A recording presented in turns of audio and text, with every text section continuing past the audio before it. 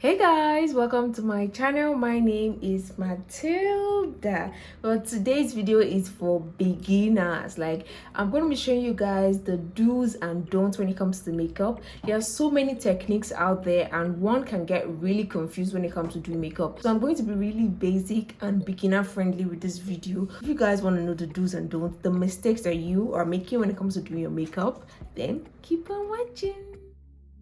My left side is going to be my don'ts and my right side is going to be my do's. So the first mistake that you're making when it comes to doing your makeup is you're not applying moisturizer. Girl, you're doing your makeup and you're not applying moisturizer. That's like a recipe for disaster because it's going to make your makeup crusty and it's not going to look nice. Whether you have dry or oily skin, always apply moisturizer before you start your makeup. So on this side, I'm not going to apply moisturizer, but on this side, I'm going to be applying moisturizer. So this is my Body Shop Vitamin C Glow Boosting Moisturizer, which I'll be applying on my face on this side. Another mistake you're making with your makeup is that when you apply your moisturizer, you go in straight in with your foundation afterwards. After you apply your moisturizer, make sure that you leave the moisturizer on your face for a few minutes to absorb into the skin before you go on to your foundation. If you know me, you know I don't apply primer, so who am I to judge if you apply primer or not? So we're going to skip primer and just go straight to the foundation. When it comes to foundation, the one way that I would always recommend for beginners to use is use their beauty blender, because I feel like that is the easiest way to apply your foundation if you have no clue about makeup. So when you're using your beauty blender, most people do not realize that you have to wet your beauty blender to use it. Soak it inside a bowl of water and squeeze out the excess water and you're going to get a very soft beauty blender. Now look at the difference between these two beauty blenders. This one has been dipped inside water, so it's very soft and it's going to make the blending of the foundation so much easier, while this one has not been soaked inside water, so it is very strong and it's going to be hard to blend for the foundation. So we're going to be using the soft beauty blender for the do and the strong one for the don't. Although using a beauty blender that is dry without putting in water is not going to make your application so bad, but it makes it easier when you put it inside water. Let's talk about the mistakes with foundation itself. When you're a beginner, I'm not going to advise you to apply your foundation on your face then blend it. I would advise you apply the foundation somewhere, then you pick it up and start blending bit by bit. Do not apply foundation directly on your face because it's going to be a recipe for disaster when you have no idea about makeup application. Applying too much foundation at once is really not the best way to go when it comes to doing your makeup. So when you apply so much foundation, the question you're going to ask yourself is, where are you going to blend this much foundation into? It's just going to look like a marks on your face because you have applied so much foundation on your face and now you're confused on how to blend it out evenly. Moving on to the do, what we're going to do is apply a small amount of the foundation somewhere, maybe a palette or your hands or whatever you feel comfortable. Take your beauty blender that has been dipped in water and apply a little amount of foundation and start blending from inside your face and moving outwards. That way you're not going to have that much of a mask-like look. You're going to know the exact amount of foundation that will be enough to cover your whole face, and using a beauty blender is going to make it so much easier for you to blend. The next mistake you're making is applying too light of a concealer underneath your eyes. So there's an art to getting a bright under eye, which I explained in detail in this video right here. But if you want to get a bright under eye, do not just use only one extremely light concealer shade. You use two concealer shades, a concealer shade that is closer to your skin tone and a concealer shade that is lighter, the way you want it to be, lighter than your skin tone. So don't just apply just one concealer which is extremely lighter than your skin tone.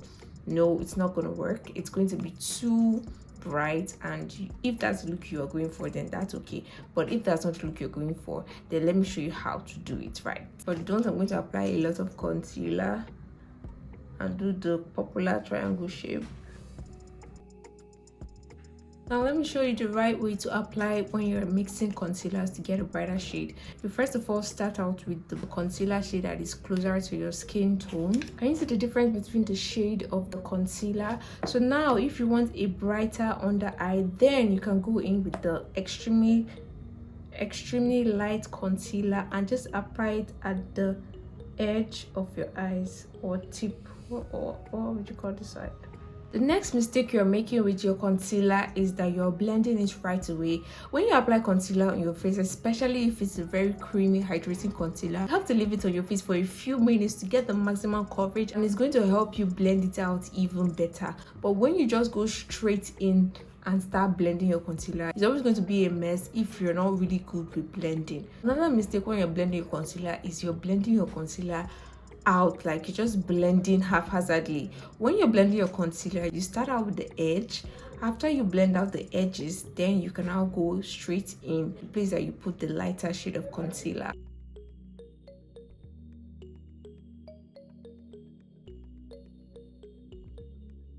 You're blending the concealer while it's not dry. It's just going to start moving around, and it's going to be really hard for you to control, especially when you added a lot of concealer. Moving on to the do, you first of all start out from the edges. You can see how easily it's blended. So guys, as I'm blending my concealer, I just wanted to let you guys know that this video would have not happened, but the devil is a liar. If you guys know what I went through to get this video going, you guys are going to give me a thumbs up and watch like 3 other videos of mine, because guys, I set up for filming. If you're a content creator, you know that setting up takes time, and for me, that I don't have a particular filming room, I have to do a lot of setup. So it takes me like 30 minutes to do my complete setup because I have to rearrange everything.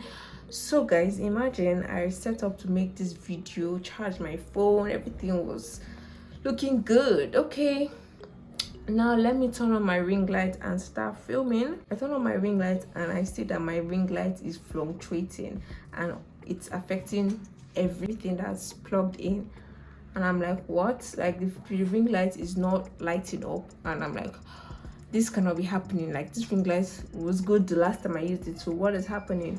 I was using my generator, and my generator, I don't know, something was wrong with it. That is why the ring light was fluctuating. So I decided to call my gen guy.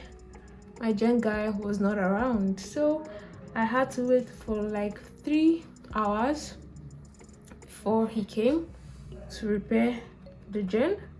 So I was actually just waiting. I could not remove my setup. I still had hopes that NEPA might bring their light, because they usually bring the light during this time. So I was optimistic that it might be light, so I left all my setup hoping that there might be light.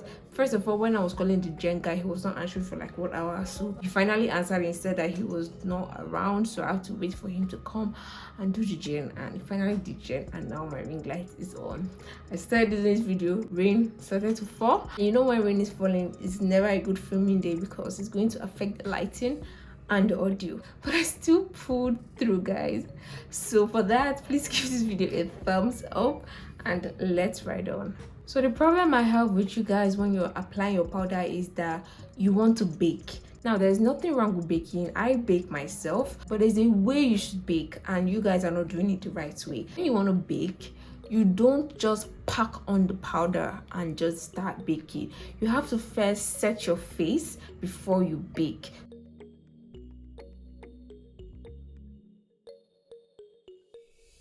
For the do's that, I'm going to take the same powder.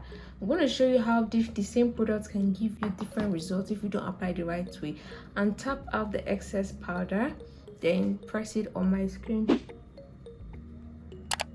So after doing that, I can now continue putting it in small bits, step by step, and it's going to give you a very smooth look when you use a powder puff.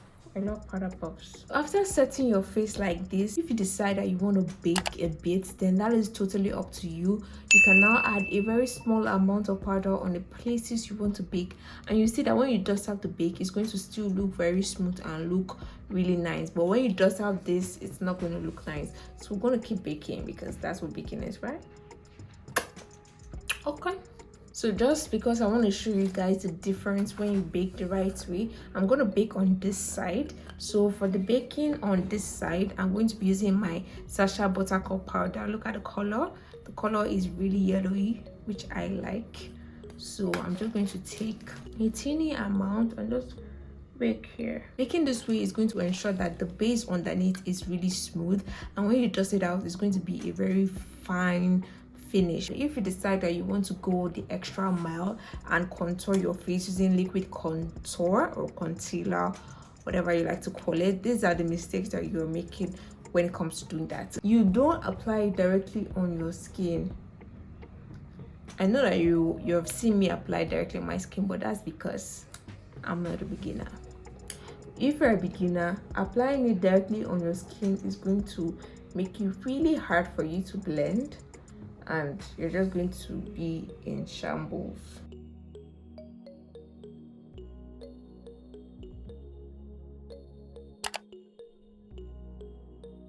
Moving on to what you should do, you should apply the concealer or the contour on your hands or somewhere. Take a little bit and build as you go.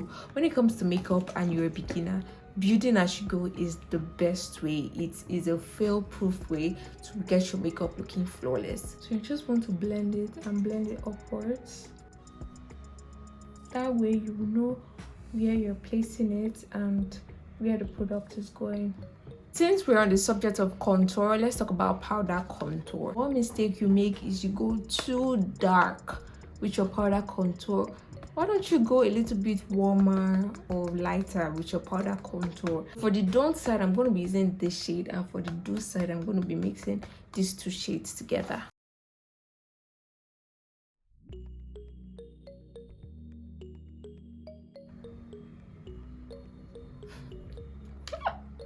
Moving on to blush. When it comes to blush, people wonder why I love blush so much. There are some people that don't like blush, but the truth is the reason why you don't like blush is that you don't know the right shade of blush to use for your skin tone. When you find the perfect shade of blush for your skin tone, you're going to love blush a lot. Guys, you know I'm happy. Guys, somebody just knocked on my door and they just saw me. And they just saw me like this, and I know they'll be like, what the hell is this girl doing on her face?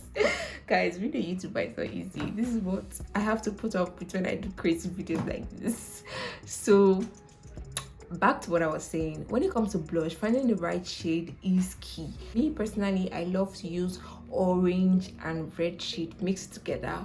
Oh my god, those two shades on my skin tone is immaculate. I love it so much, especially when I pair it with a liquid blush. OMG, match made in heaven. But today I'm going to be talking about liquid blushes because I feel like it's not really something most people use on a day-to-day. Well, I'm going to be using this shade and this shade together, mixing it together. For the don't side, I'm going to be using this red shade because I feel like most people think you can only use red shades when it comes to doing your blush, but no, you must not be red. It just has to complement your skin tone. So from this palette now, let me show you shades that you can use for your blush. You can use this, this, this, this, this, this, this, and this. So blush is not a one size fits all. Just find the right shade for yourself and you are going to be a lover of blush. Blending the blush into your skin is another thing that you must do to get the perfect blush. When you just put the blush, you don't even bother to blend it. How do you expect the blush to work? Be generous with your blush, blend it into your skin and look at the magic happen. Now that we're talking about using the right shade of makeup products, let's talk about highlighter. Using the right shade of highlighter is so important in getting that perfect bronzy look, because if you don't use the right shade of highlighter, it's not going to look flattering at all. If you have some melanin in your skin tone, it's always advisable to use a highlighter with some gold tones. Don't use those dark white highlighter white people use because it's not going to look flattering on your skin tone. So if you are white, those type of highlighter that are white, silvery, icy, you know, those look good for white people. But if you have melanin, it's always nice to use something with a gold undertone. So for this side, I'm going to be using a whitish highlighter, like white, this type of white from the Lydia Stanley palette. This is in the shade Precious. For the do side, I'm going to use this gold and mix it with the white, and you're going to see the difference. So now we have finished baking. Let me show you one mistake you make when you're baking. The biggest mistake you make when it comes to dusting your bake off is that you just take a fluffy brush and you dust off the bake off. No, what you're supposed to do is you're supposed to use your skin tone powder to dust off the bake, especially if you're using a very light shade like this. So this side, I'm just going to dust it off haphazardly. That whitish tone is still going to remain there because there are so many things we have done wrong on this side. For the do side, I'm going to be using my Milani powder to dust off the excess bake. As I'm dusting, I'm tapping it before dusting.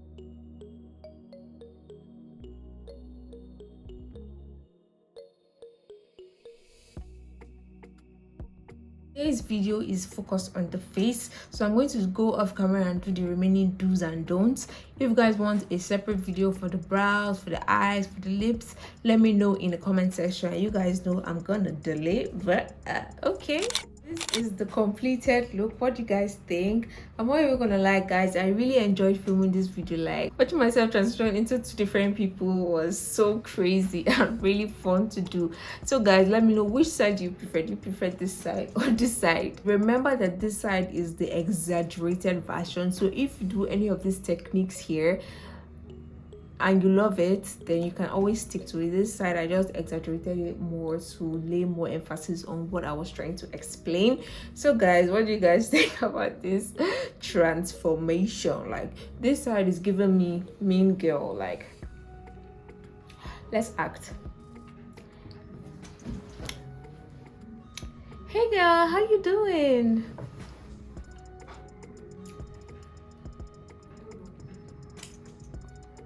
Excuse me, are you talking to me? Excuse me?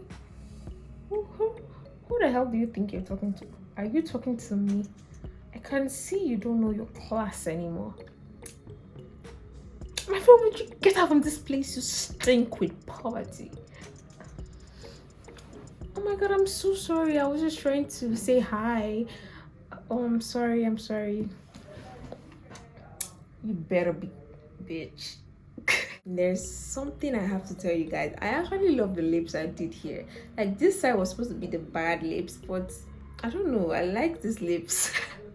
I'm very crazy, but I actually like it. There's just something about it that I feel like if you revamp it a little bit, it's going to look really good. Which of these mistakes do you make in your makeup routine? I would love to know. Let me know down in the comment section. Is there any mistake that I missed? Let us know in the comment section. Let's chat about all these makeup mistakes, which one you do, which one you don't do. And if you guys want to see more makeup mistakes videos, then leave it in the comment section. I have a ton for you guys. Is it eyeshadow? Is it eyebrows? Is it mascara? Is it lips?